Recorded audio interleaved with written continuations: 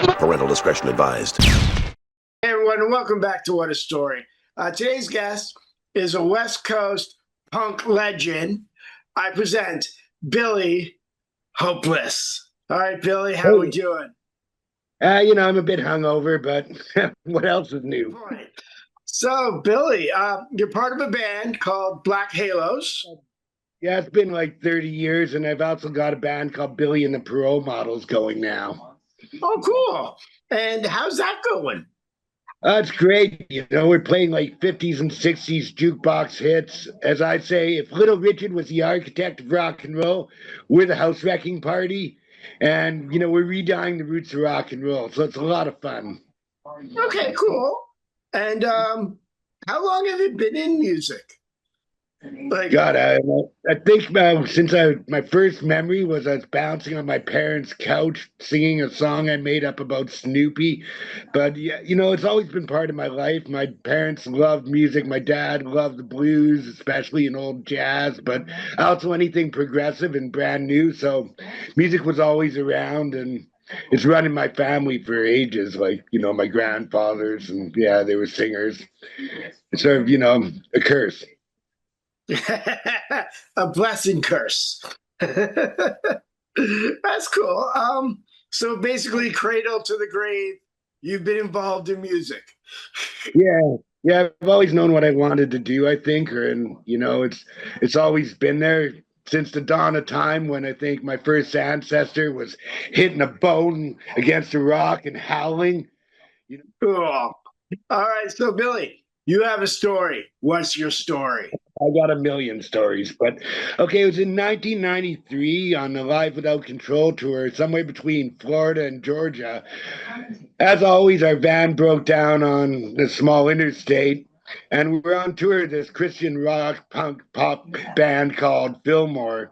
Anyway, so we're in gridlock traffic, and our van breaks down, and we couldn't go anywhere anyways, but there's no way for a tow truck to get in. So we call the band Fillmore, and we're looking up ahead. You can see all the smoke and flames, and, it looks literally like hell up ahead of us on the highway, on this interstate. And we call the other band, and they're on the other side. And you can see on the other side, it's like rainbows and bluebirds flying. And we're like, yeah, we don't think we could be able to make the show. Our band's broke down, and we're stuck in this gridlock. And they tell us that two semi-trailers had collided, and we're blocking the road and on fire ahead of us. But they're like, yeah, but we're on the other side, we're on the other side of the road and everything's clear here. And we're like, yeah, we can see that. Maybe we chose the wrong name. We should have been like the White Halos. What's with the Christian thing? God on your side, and maybe we chose the wrong side. But anyways, so we finally get a tow truck to come in, takes us to the only garage that's nearby, which is out in the middle of this bayou and total swampland. It's this ramshackle shack, just like falling apart, roof held together with who knows what. And the guy who works there, it's like straight up an Easy Rider Dave Mann painting. He's got the eye patch, missing teeth, big Confederate flag on the wall inside, coveralls, and he looks at us and skinny as hell, but long brown hair. I'll never forget him, long beard. Looks at us and says, well, I won't be able to get a part till probably tomorrow or a couple of days, but I'll do what I can. But you guys are gonna just have to like stay here or something. And Rob, our drummer, is playing with bets with a bottle cap with his three-legged dog. Anyways, just to totally set the mood here. And so he says, yeah, there's supposed to be a big storm coming, so I'm gonna lock up here and get out of here. But there's a little restaurant across the road where a woman, her husband owned it, and they sell alligator. Anyways, is a famous thing. But you can probably go, and she's really nice. You might be able to go ask her, and she might be able to put you up or something overnight.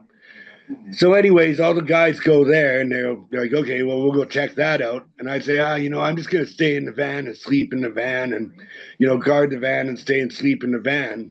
Not even thinking about what he said about a storm coming. So I go to sleep anyways, have a couple drinks in the van, and pass out in the van. And I wake up, and there's like just a sound of thunder and lightning and a flash right beside the van. I open up the window, and I see fork lightning hitting like everywhere, just like randomly hitting the ground, and it's just downpouring, and water's coming through the top of our van. I'm like, to hell with this. I just go running out, run through the bayou, dodging like lightning, and the trees covered in these like this algae, like the moss, like overgrown moss curtains, and I'm just running, going through puddles, and all I can hear is CCR Run Through the Jungle in my head, run through the jungle, don't look back again. And I get so I finally get to where I remembered the interstate was. I'm just blindly running, but I find it, and I look, and I go running in across the street to this place, this alligator restaurant, and all the guys are sitting in there, and they all got like cups of tea and stuff, and they're all sitting there, and they look at me, and they're like, "Hey, what happened?" I say, "Well, it's back in 1993. We're on the Live Without Control tour." That's awesome. And so I gotta ask, did you have the alligator? Did you taste any of it, or? No, I didn't. I don't think I did, at least. But I remember they had pictures of this guy, the guy who actually owned the restaurant, started, and he was like famous for wrestling alligators, which is really kind of cool. I think I may have a photo of him somewhere. But yeah, he was big pictures of him with this alligator holding an alligator, like he's wrestling it, like, and they had these giant taxidermied alligators all over the place. But yeah, I say it like, the Black Halos, the stories of the legend of the Black Halos, the mythos, the stories, it's really like I always say, like Jason and the Argonauts. If anything happens, it's going to happen. The gods have thrown everything against that band. And somehow we still keep doing it. And, it's like you're going to hit the Clashing Rocks. Some of the crew's going to go to an island where these women turn them into pigs. It's totally that. But van breakdowns, oh yeah, your ship's gonna crash. And with us, it's always happened. And I think it might have been on that tour, actually. We had a guy, Davey French, from the States in our band.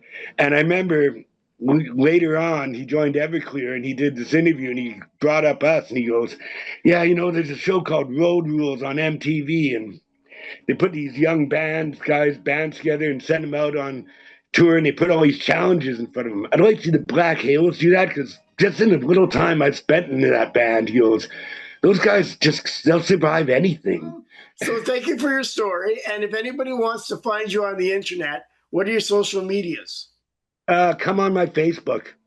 That's what I tell all the girls. Come on my Facebook. Okay. And Instagram? Billy Hopeless on Instagram, and Billy Benito on Facebook, because for some reason Facebook thought Hopeless was a negative thought. It is Facebook. All right. Well, Billy, again, thank you for your story. Always a pleasure talking to you. And I will obviously see you when I come out west. All right, dude. I will see you later. Yeah. Boots, 'cause we didn't crocodiles. So say goodbye to the good old days.